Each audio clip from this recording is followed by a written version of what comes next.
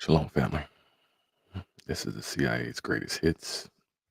Hit number 15, the Martin Luther King assassination.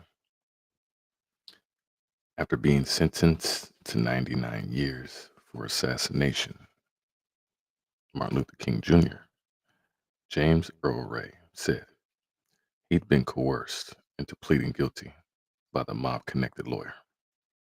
He insisted he was framed for the King murder by a mysterious man named Raul, for whom he'd been working in the spring of 1968, just before the assassination. Certainly, there's something fishy about the idea that Ray acted alone. He eluded a massive 3.5 month international manhunt, escaping to Europe by way of Canada. This required a lot more cunning and financial resources than an incompetent small time thief and drifter like Ray could muster. But the fishiest thing about Ray's escape was the four very detailed and precise aliases he used.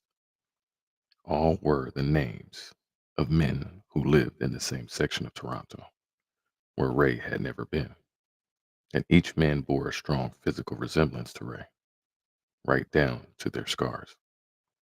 In at least one case, Ray also seemed to have had access to information that could only have come from the alias's military records.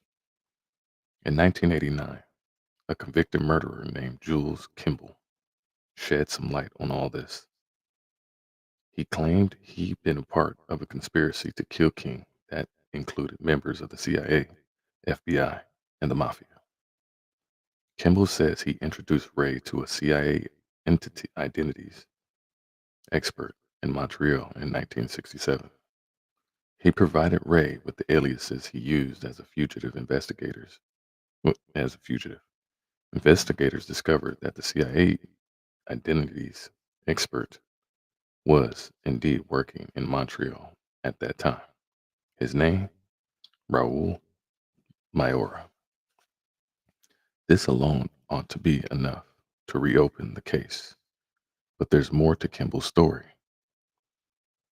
He says that after meeting with Raul, he took Ray to a CIA training camp and later to Memphis, where the 7-man hit squad assassinated King. Kimball claimed Ray was a part of the conspiracy, but was framed for the murder by means of a bundle of his belongings, which was left at the scene of the crime. In the bundle was a supposed murder weapon with Ray's prints on it. In other words, like Lee Harvey Oswald, he was just the patsy. Kimball was connected with both mob and intelligence figures during the period in question, including David Ferry, a prime suspect in the JFK assassination. See hit number 9. The official account of Ray's supposed activities has more holes in it than a piece of cheesecloth. See the sources section for more details. Hmm. That is the end of hit number 15. Shalom, family.